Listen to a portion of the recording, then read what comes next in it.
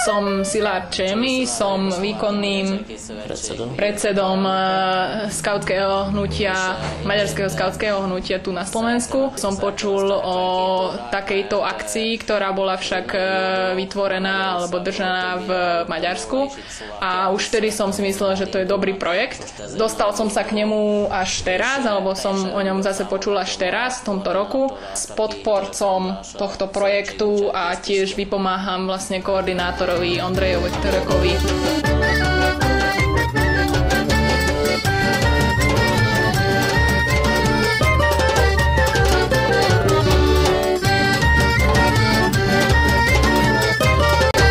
Podľa mňa je dobrý projekt ten, kde je veľa ľudí v jednej skupine a môže spolupracovať na dobrej veci.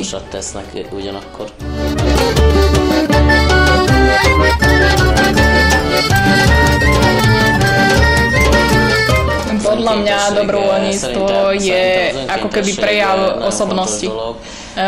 Keďže človek k tomuto prejavu nepotrebuje vlastne veľa pracovať, ale stačí mu len málo k tomu, aby sa vlastne prejavil v tom pozitívnom svetle.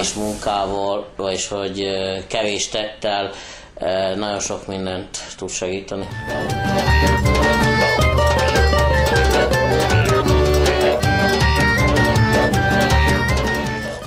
On by najradšej participoval v takých táboroch alebo v takých programoch, kde treba niečo obnoviť.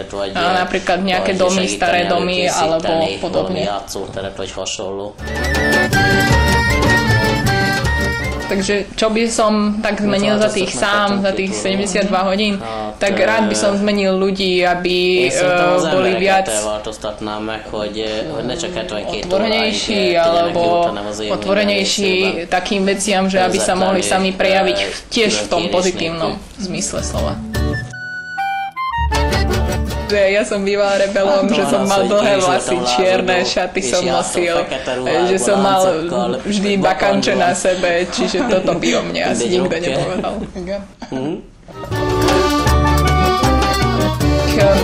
Takto presne on nemá zadefinované, že storymi, ale čo sa týka tak tých rozprávkových, keď už si má vybrať, tak to je Striko Dagobert.